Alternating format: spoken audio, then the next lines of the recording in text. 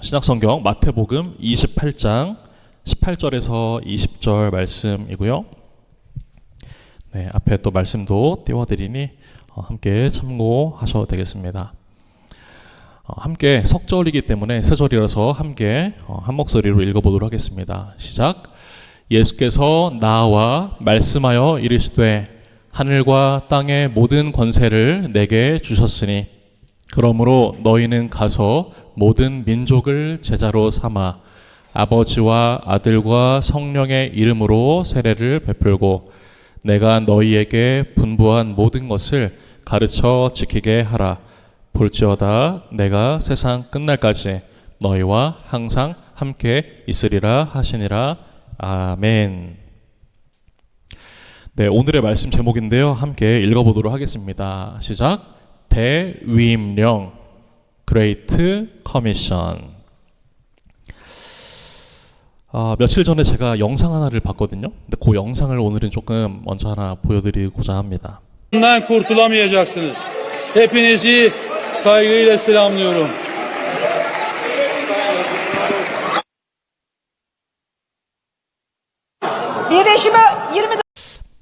이게 어떤 영상이냐면 2023년 12월 12일 지금으로부터 몇 년이죠? 거의 한 3년 정도 대선 전에 과거 일인데 이 배경은요 지금 튀르키예입니다. 튀르키예의 국회의원이 온라인으로 생중계되는 이 연설 도중에 갑자기 쓰러졌습니다. 네, 그게 이제 나중에 듣고 보니 어떤 거냐면 심장마비로 쓰러진 거예요. 그렇게 된 상태라고 이제 미국 폭스뉴스 등 이제 전달을 외신에서 보도를 했습니다. 이 보도에 따르니까 이날 튀르키예 앙카라 국회의사당에서 보수 성향 사데트당 소속의 하산 비트메즈라고 하는 이 의원이요, 아까 좀 전에 보셨다시피 연설을 했던 거예요. 그러면서 이제 이스라엘에 대한 비판을 엄청나게 하던 중에 갑자기 이제 그가 심장마비로 쓰러지게 되었습니다. 마지막에 했던 그의 이 대사가 뭐였냐면, 그가 했던 말이 뭐냐면, 우리는 양심으로부터는 숨을 수가 있지만 역사로부터는 숨을 수가 없습니다. 이스라엘은 알라의 분노에서 벗어날 수 없을 것입니다 라고 이야기를 하고 저렇게 사고가 일어났다고 합니다. 그래서 나중에 이 의원이요 중환자실에 옮겨져서 치료를 받았고 그런데 약 이틀 뒤인 12월 14일 날 끝내 사망하게 되었습니다. 사람들은 권세를 보통 이제 국가나 제국 그리고 정치, 군사력에서 찾습니다. 그런데 인간의 권세는 그렇게 절대적인 것이 될 수가 없고 저 영상을 보다시피 국회의원이면 얼마나 그래도 영향력 있고 힘이 있는 사람이겠어요. 그런데 저것을 보게 되면 뭐 저 사람뿐만 아니라 모든 사람에게는 이게 정말 그 끝을 우리가 알 수 없는 존재이구나. 아무리 무엇을 많이 갖고 또 높은 곳에 있다 한들 그것의 허망함을 생각해 보게 됩니다. 사람은 큰 소리를 치지만 결국에는 아무리 내가 많은 것을 소유하고 있다 해도 결국에는 자신의 생명조차 붙들지 못하다라는 것을 우리는 보게 되고, 그러나 피조물인 인간이 아닌 하나님, 그리고 하나님의 아들 예수 그리스도께서는 하늘과 땅의 권세를 나에게 모두 다 주셨다라고 말씀을 하셨죠. 그리고 저 장면을 제가 우연히 또 보게 되었고, 이 모든 것을 대비해서 생각을 해보면 결국에는 누가 참 권세자인가를 우리가 생각해 보게 됩니다. 지난주에 이어서 오늘도 저는 선교에 대한 말씀을 준비했고요. 이 선교라는 것, 그 선교라는 것은 사실은 권세이고 그리스도께서 우리에게 주신 명령입니다. 인간의 권세는 강해 보여도 한순간에 무너질 수가 있고, 반면 예수 그리스도의 권세는 우리가 다 알다시피 부활의 권세입니다. 부활의 권세는 모든 인류를 초월한 죽음, 사망을 이기신 권세입니다. 이 예수의 권세는 부활과 동시에 온전한 이 통치, 정말 인간이 그 한정된 영토를 다스린 것과 달리 그리스도는 모든 인류, 모든 영토, 모든 세상을 다 통치하고 지배할 수 있는 그 권세를 가지셨죠. 그렇기 때문에 우리가 보통 선교라는 것 생각을 했을 때 선교 어디론가 뭔가 가는 것, 어떤 플레이스가 있고 어떤 목적이 있어서 뭔가 이동하는 것, 가는 것이라고 우리가 먼저 1차적으로 생각할 수 있지만, 어디로 가든 선교라는 것은 그 어디로 가든 중요한 것이 아니라 핵심은 그 권세, 선교를 명령하신 그 권세가 과연 누구에게 있느냐에 있다라는 것, 그것을 먼저 우리가 기억했으면 좋겠습니다. 그래서 선교는 무언가를 시작하기 전에 어디로 내가 가야 할지, 거기서 무슨 사역을 해야 할지 그것을 정하기 이전에 먼저는 권세를 예수 그리스도로부터 받고 내가 가는 것이구나라는 이것을 먼저 깨닫고 인정하는 것이 선행되어야 합니다. 저는 오늘 마태복음 마지막 장면인 28장 18절에서 20절을 가지고 대위임령 Great Commission이라는 제목으로 함께 그 은혜들을 나누고자 합니다. 이 대위임령, 마지막 이 마태복음을 장식하는 끝에 세 구절이에요. 그런데 이 끝에 세 구절은 많은 신학자들이 동의하기를 마태복음에 있는 마지막 세 구절이지만 이 세 구절은 마태복음 1장부터 28장까지를 전체를 해석하는 열쇠이자 클라이막스 절정에 해당한다고 많은 신학자들이 동의를 합니다. 그러면서 마태복음을 기록하게 된 그 이유, 목적이 있었을 텐데 그것은 바로 1장에 보면 예수님의 족보가 나오거든요. 근데 그것을 이야기를 하려고 했던 그 진짜 메시지가 아니라 시작은 그렇게 태어나시고 오셨지만 궁극적으로는 우리를 보내는 선교, 이거를 위하여 예수님께서 우리에게 메시지를 던져주고 계시다라는 이야기를 하고 있다라는 거죠. 예수님의 제자가 된 공동체라면 그들은 어떤 존재이며 무엇을 위해 살아가야 하는가? 그것은 바로 선교다라는 것입니다.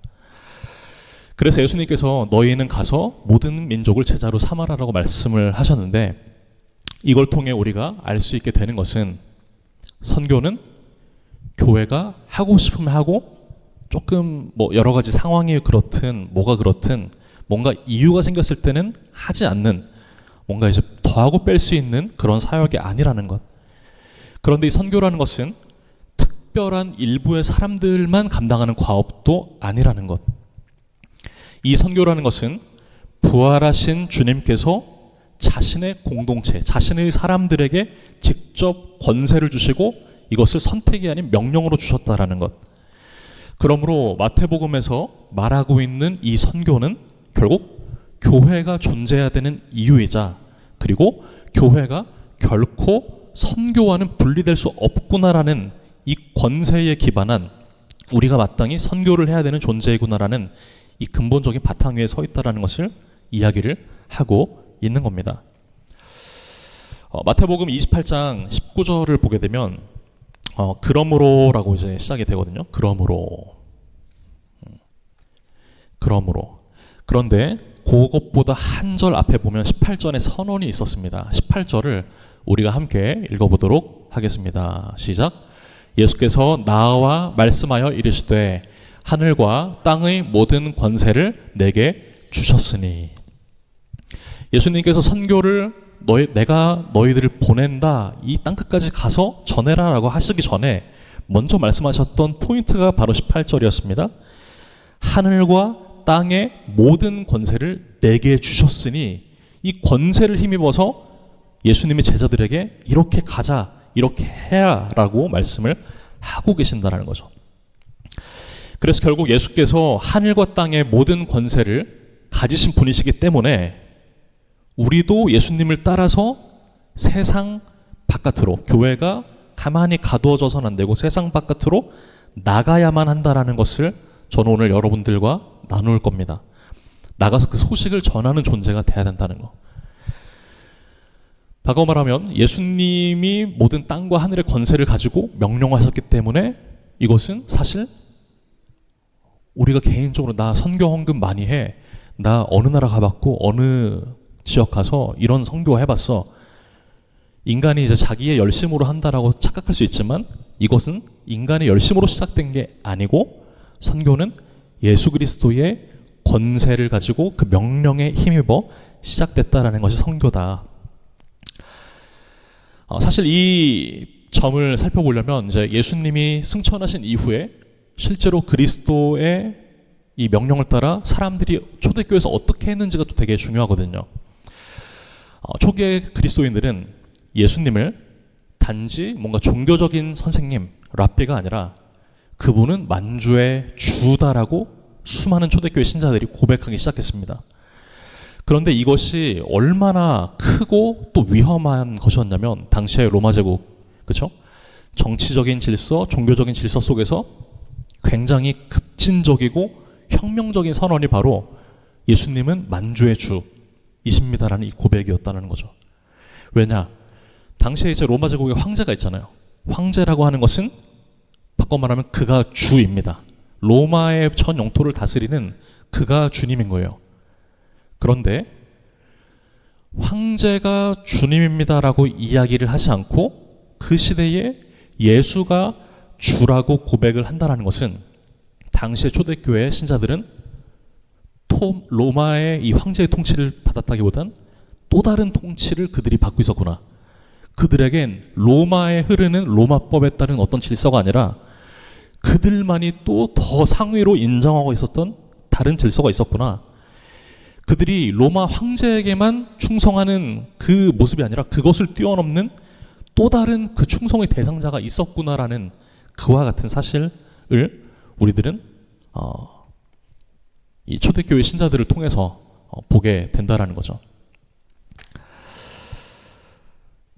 그렇기 때문에 우리는 또 한번 질문을 던져봐야 됩니다. 과연 이 로마의 통치자 앞에서 그를 주라고 부르지 않고 예수 그리스도를 주라고 부를 수 있었던 그들은 도대체 무엇이 있었길래, 뭐가 달랐길래 그들은 그렇게 할 수 있었던가?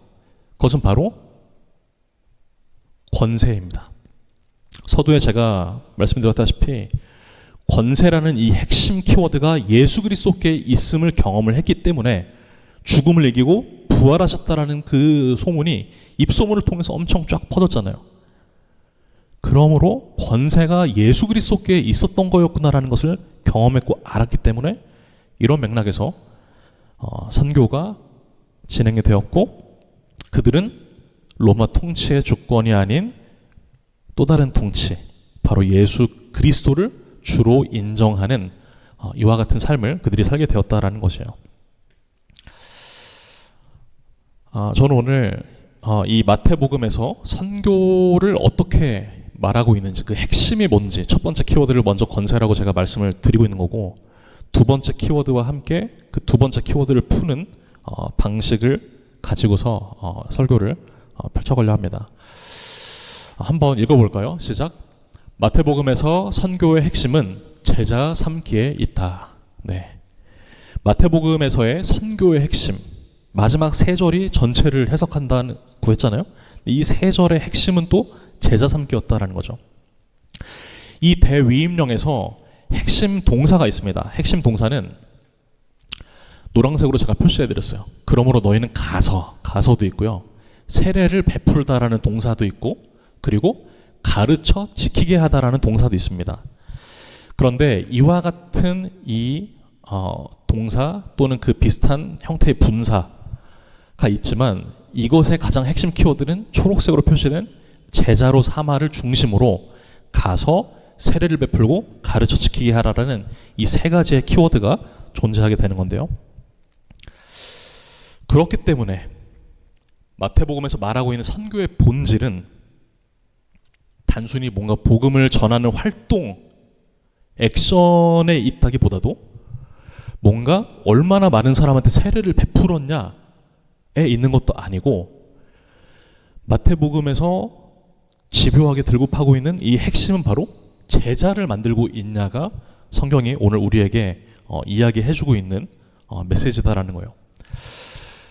자, 그렇다면 이 제자, 마태복음은 마태가 썼습니다. 근데 그 마태가 마태복음을 기술하면서 제자를 삼아라, 이게 핵심이다라고 이야기를 우리에게 해주고 있는 건데, 그가 생각하는 제자가 과연 뭔가를 우리가 캐치를 해야 됩니다.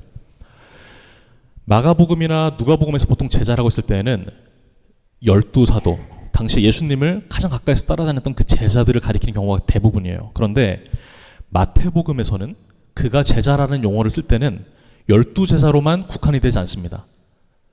그가 마태복음에서 제자라는 표현을 쓸 때는 예수님을 따르는 사람은 누구나 제자다라는 인식을 가지고 그가 마태복음을 씁니다. 동시에 제자는요, 정말 예수 그리스도의 제자가 된다면 그럼 반드시 따라와야 될 게 있다라고 마태는 생각을 합니다. 그것이 뭐냐면 제자는 또 다른 사람을 제자로 세워야만 되는 그 사명을 가진 사람이라는 거예요. 나는 예수님의 제자로서 정말 내가 예수님을 믿는다면 나는 그럼 이걸 또 다른 누군가와 함께 공유하며 누군가와 함께 이야기하며 그 사람이 아직 예수님을 잘 모른다 할지라도 그의 성장, 계속 같이 레벨을 업시키면서 같이 내가 누군가를 제자로 세워가고 있는가, 이게 되게 중요한 마태복음이 말하고 있는 제자의 개념이다라는 겁니다. 그렇기 때문에 마태복음에서 선교라고 했을 땐 단순히 교회 바깥에 있는 사람을 그냥 데려와라 이 말이 아니라 정말로 예수님과 함께 삶을 따라 그분의 가르침을 따라 살아가는 새로운 사람과 새로운 공동체를 세우는 정말 다른 제자를 삼는 것이 새로운 핵심이다라고 이야기를 하고 있다는 거죠. 그러면 그 다음 질문은 저는 이렇게 적어봤습니다. 함께 읽어볼게요. 시작. 그렇다면 어떻게 제자를 세워야 하나? 우리 다시 한번 19절과 20절만 읽어보도록 하겠습니다. 시작. 그러므로 너희는 가서 모든 민족을 제자로 삼아 아버지와 아들과 성령의 이름으로 세례를 베풀고 내가 너희에게 분부한 모든 것을 가르쳐 지키게 하라. 볼지어다 내가 세상 끝날까지 너희와 항상 함께 있으리라 하시니라. 아멘.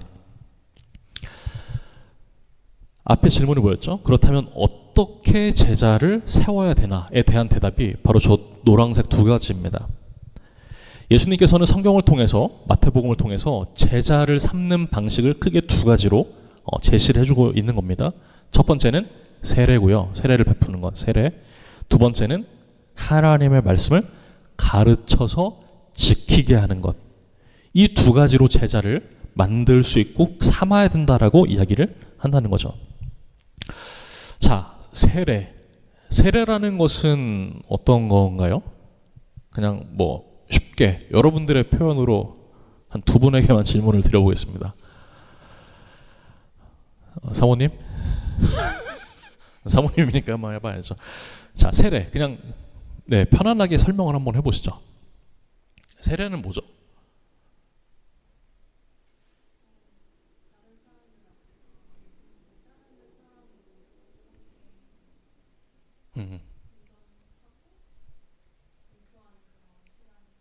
네. 다른 사람들 앞에서 예수님을 따르는 사람으로서 이제 공포하고 그렇게 이제 하는 예식들. 네, 또 한 분, 지열님.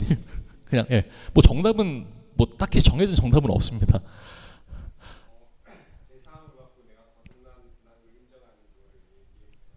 네, 죄상을 받고 거듭난다는 것을 인정하는 예표.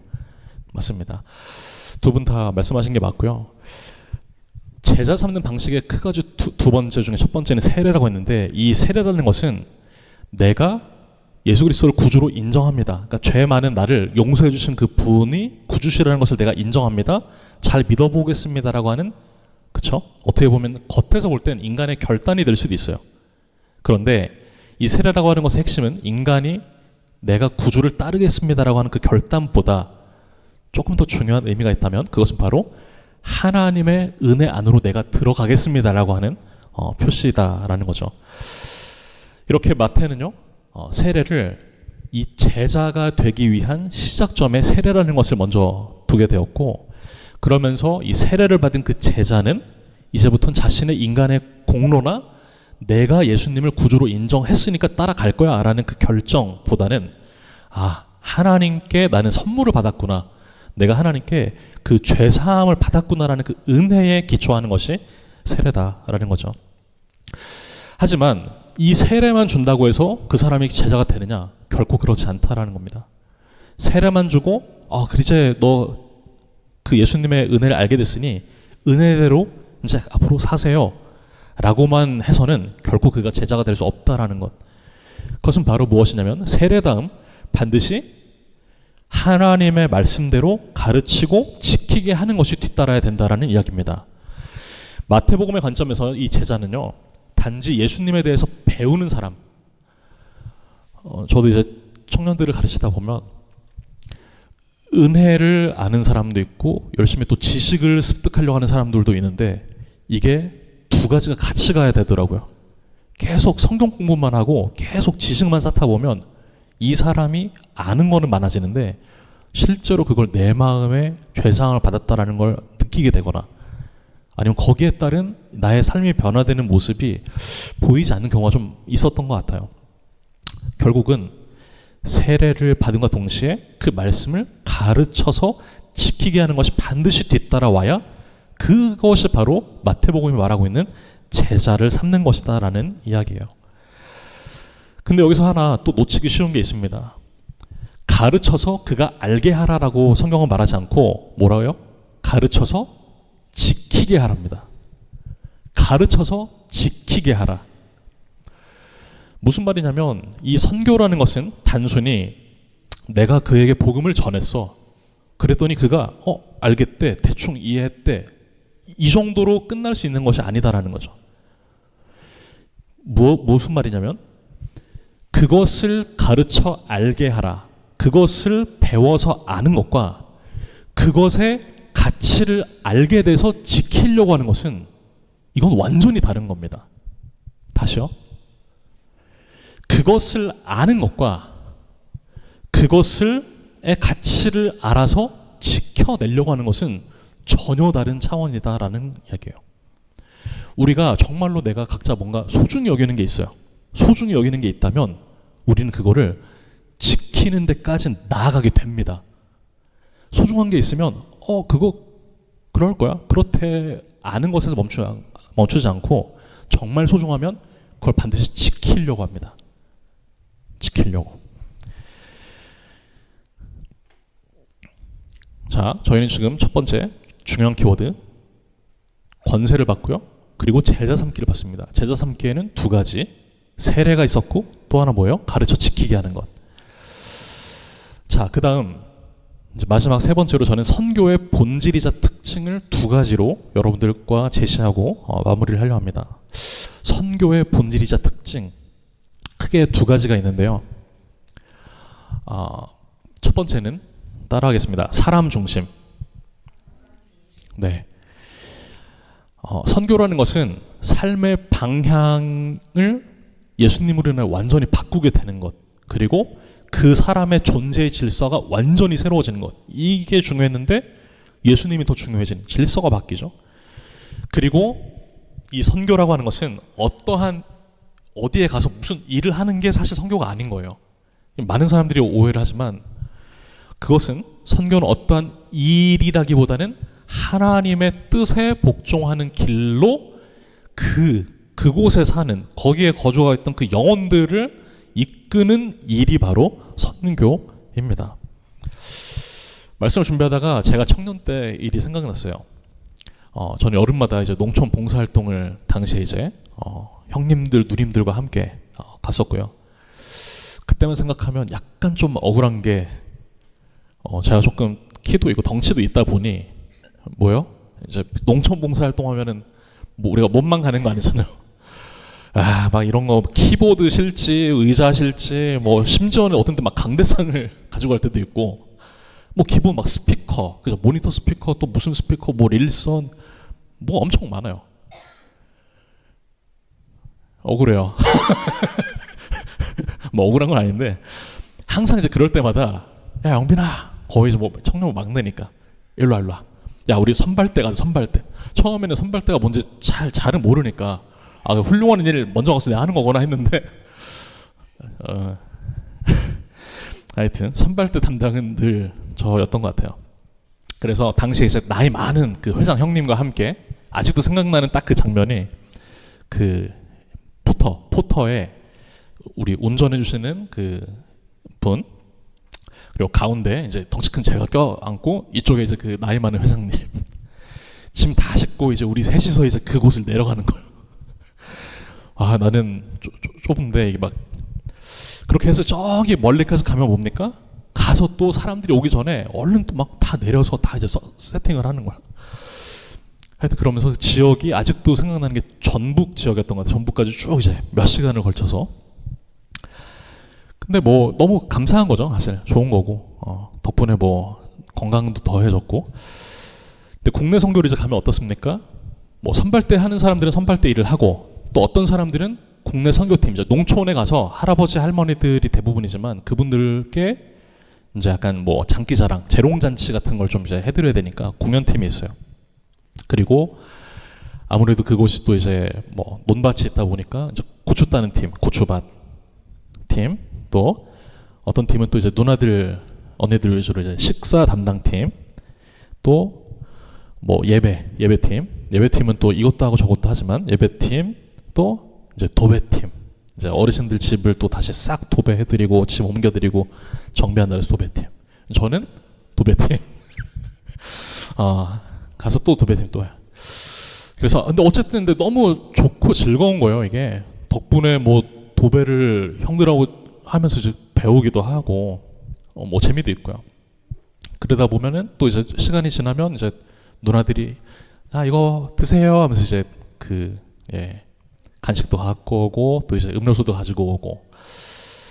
그리고 나서 또 이제 그 다음날 새벽이 되면 이제 고추 따는 팀은 새벽 4시인가 그때부터 일어나서 이제 다 일어나서 밭으로 가고, 도배팀은 또 우리 형들하고 같이 몸 쓰는 일을 하고, 그럼 또 식사팀 누나들이 와서 또 밥을 주고 수고한다 해주고.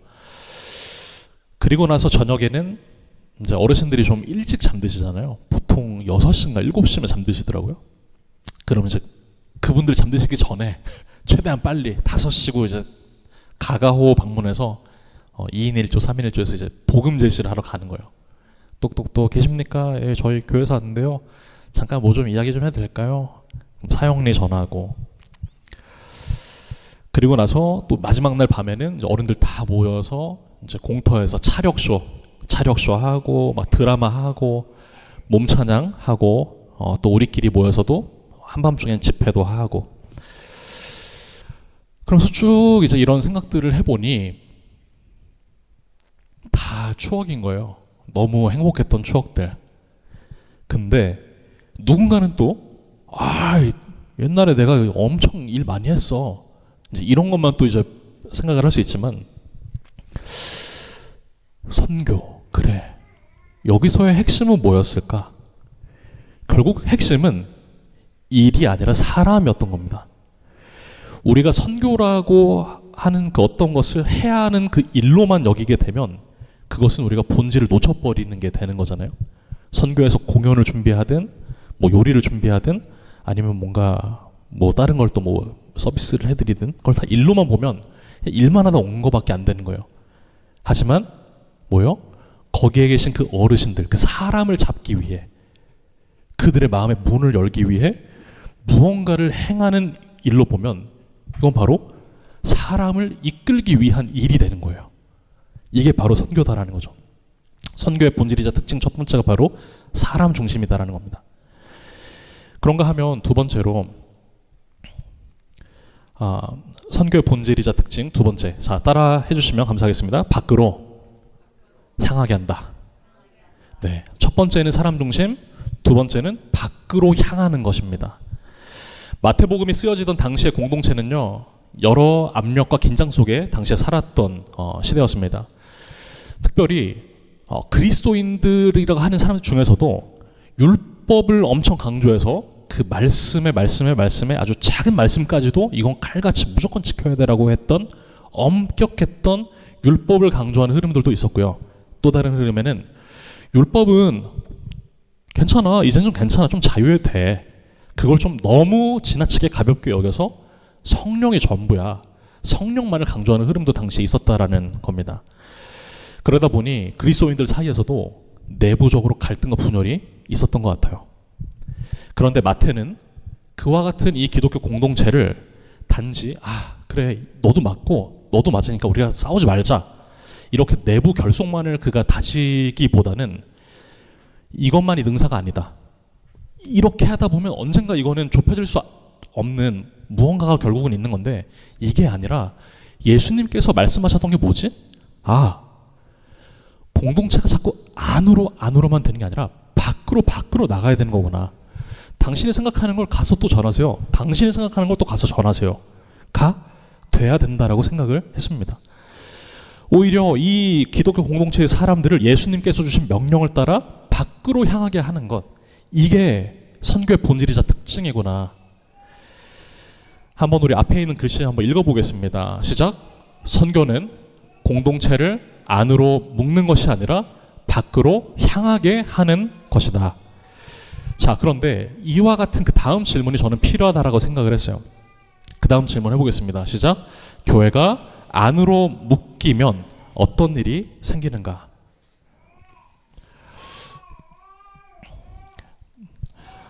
제가 며칠 전에 이제 SNS에 이런 글 이제 소개를 좀 해드리겠습니다. 글의 이 제목이요. 청년들에게 해주고 싶은 말. 그러면서 내용은 젊을 때 나를 하나님께 드리며 헌신하는 거 맞아. 좋아. 훌륭해. 하지만 너의 미래를 위한 준비, 공부, 취직, 이직 준비, 연애, 결혼, 가족, 간병 등 너의 미래를 위한 준비를 어느 정도 내려놓으면서까지 교회에만 집중하는 건 절대로 그렇게 가면 안 되고 하나님이 그걸 원하시진 않을 거야. 20대에 짊어져야 할, 30대에 짊어져야 할 삶의 무게라는 것도 있어. 현재만을 살지 말고 취직도 하고 결혼도 하고 꼭 그래야 해.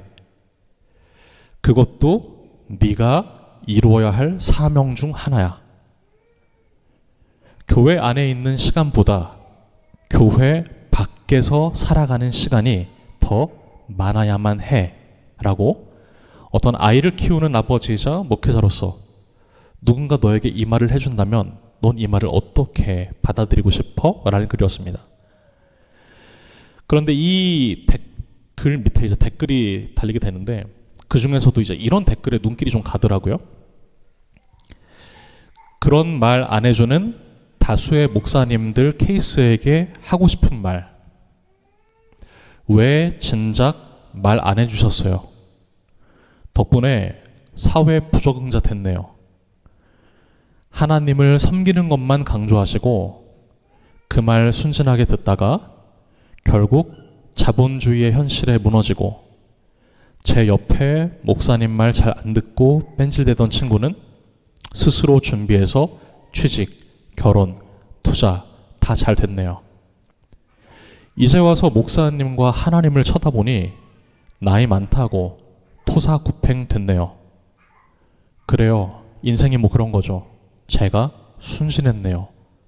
라고 말하지 않을까. 교회라는 것이 왜 이게 이런 일들이 발생되는 걸까라는 생각을 저는 좀 많이 하게 됩니다. 교회가 안으로만 묶여 있고 말 그대로 교회 안에서만 살게 하고 세상 속에 홀로 고여있고 고립되어 있으면 청년들은 처음에 보호받는다라고 느낄 수는 있어도 시간이 지나서는 내가 그렇게 할 거였을까? 그렇게 할 게 아니었어라고 여길 수도 있겠구나. 결국 이것이 오랜 기간 동안 축적이 되고 이어지면 공동체는 생명력을 잃고 자기를 보존만 하는 구조 안에서 장기적으로는 더 기독교를 위한 길이 이게 어떤 것이 정말 기독교를 위한 것일까? 지금 현재 당장에만 부흥하고 선교하고 하는 것만 우리가 책임을 져야 될까? 그 미래에도 조금 더 멀리를 생각하며 가야 되지 않을까라는 생각을 하게 되더라고요. 교회 공동체가 자꾸만 성도들에게 선교적인 삶을 강조해주지 않으면 성도는 어떤 자신이 만난 위기 앞에, 갈등 앞에, 분열 앞에 자꾸 교회 안으로만 움츠러들 수가 있겠습니다. 그러다가 나중에는 정말 발등에 불이 떨어져 자신의 생존만을 우선시하게 되고 교회 내에서 자신들의 그 정체성을 보존하는 데에만 몰두하고 외부 세계에 대해서는 두려움을 갖게 되고, 그러나 마태복음이 말하고 있는 이 대위임령은 오히려 교회가 자기 안에만 머물지 못하도록 모든 민족을 향해 나아가도록 예수 그리스도의 말씀은 우리를 세상 밖으로 계속해서 향하게 하고 있다는 겁니다. 그렇기 때문에 선교는 교회 밖으로 향하게 되는 것이구나 라는 생각을 한 번 더 하게 된 것 같아요. 교회가 참으로 예수님의 공동체라면 그 공동체는 자기 보존만을 추구하지 않습니다. 예수님의 그 주권이 선포된 그 곳에서 공동체는 담을 높이는 대신 오히려 경계를 허물어 많은 사람들을 끌어안을 수 있어야 되고, 물론 그것에도 정도는 있겠지만요, 안에만 머무르는 대신 밖으로 나아가게 될 겁니다. 저는 바로 이와 같은 방향의 전환이 선교의 본질적인 이 목적 중에 하나다라고 발견을 하게 된 것입니다. 초대교회는 이 명령을 공동체적으로 자신들의 삶에서 실제로 증언하고 증거하고 그렇게 살아내려는 노력을 보였습니다. 실제로 예수님의 그 승천 이후에 초대교회에서도 예수님의 남기셨던 그 말씀, 이 대위임령을 말로만 그들이 이해했던 것은 아니었고요. 실제로 예수님을 주님으로 고백을 하면서 전혀 새로운 관계의 공동체를 초대교회 교인들은 만들어가기 시작을 했습니다. 실제로 많은 문헌들을 보면 유대인과 이방인과 또 자유인과 노예, 그리고 남성, 여성, 부자, 가난한 자, 이 모든 사람들이 실제로 한 공동체의 원이 되어서 서로를 형제와 자매로 받아들였다는 기록이 많아요. 이것은 당시 사회 질서로 보면 굉장히 낯설고 굉장히 급진적인 일이었다고 합니다. 어떻게 저럴 수 있지? 어떻게 이 사람과 저 사람이 같은 공동체에 있지? 세상의 사람들은 이해가 되지 않는 거예요. 그러나 그렇다고 이 초기에 초대교회 그리스도인들이 세상과 완전히 분리됐냐? 그것도 아니었습니다. 세상과 완전히 분리된 사람들처럼 보이지도 않았다라는 것을 우리는 기억을 해야 됩니다. 그들과 동일한 언어도 쓰고 생활의 양식도 겉으로 보기에는 매우 비슷했다고 했어요. 그러나 분명한 차이는 바로 그들 안에 있던 내면, 그 내면이 세상에 있는 사람들과 분명히 달랐던 겁니다. 초대 그리스도인들은 세상 속에 살면서도 자신들이 이 세상을 함께 우쭈쭈 받쳐가면서 살고 있었던 사람들처럼 존재를 했다고 합니다. 이게 무슨 말이냐면 그들이 삶을 살았던 방식은 사랑과 봉사였다고 해요. 가난한 사람, 고아, 과부, 병자, 죄수, 노예, 또 타 지역을 여행했던 여행객들, 이와 같은 사람들을 주로 돌봤던 것이 바로 초기의 그리스도인들이었고, 초대 교회의 선교가 단지 이게 진짜 말뿐만이 아니라 그런 사람들을 실제로 끌어안고 함께하고 대접하고 돌봤구나. 이것은 바로 마태복음이 말하는 가르쳐 지키게 하라의 삶이 맺힌 그 열매다라고 볼 수 있는 겁니다. 그렇기 때문에 참된 선교는 사람을 교회 안으로 데려오는 것으로만 끝나지 않고요, 반드시 그것을 열매로 바꿔가는 것. 그런데 그 열매는 바로 사람, 그 사람을 얻는 것. 하지만 초대교회에서도 이상적인 물론 공동체이긴 했지만 동시에 이 초대교회 안에서도 수많은 실패들이 있었습니다. 실제로 바울과 또 모든 이 선교 여행들을 보게 되면 제자들 역시도 선교를 하다가 어떻게 돼요? 싸워서 방향이 서로 나눠지잖아요. 다툼도 있고 예수님의 말씀에 대한 그 이해가 완전히 100%까지는 아니고 많긴 많지만 완전히 온전한 이해가 아니다 보니 믿음 또한 하다 보면 흔들렸습니다. 또 시간이 지나면서 초기 기독교는 점점 이제 운동의 그 역동성을 잃어버렸어요. 그러면서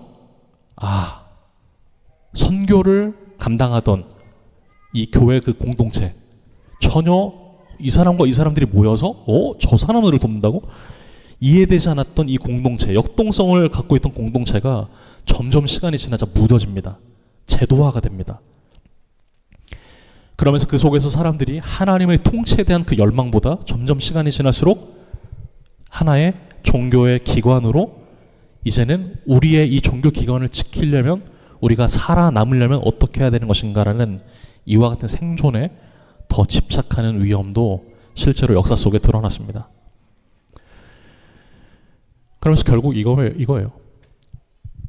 은혜나 생명이나 어떤 경계를 이 기독교인들이 넘어서기보다는 점점 시간이 지날수록 규칙을 더 중요하게 여기고 체계를 더 거기에 갇혀버리고 경계를 오히려 초월하고 뛰어넘어서 가야 되는 것을 경계를 오히려 세우기 시작하고, 저들과 우리는 다르니까 벽을 쌓아야 돼, 우리를 분리해야 돼, 닮지 않는 일을 하기도 했다라는 거야. 그러나 그럴 때마다 선교는 점점 더 약해지고 공동체는 세상을 향해 열려있기보다 자기 안으로 닫히게 된다라는 것.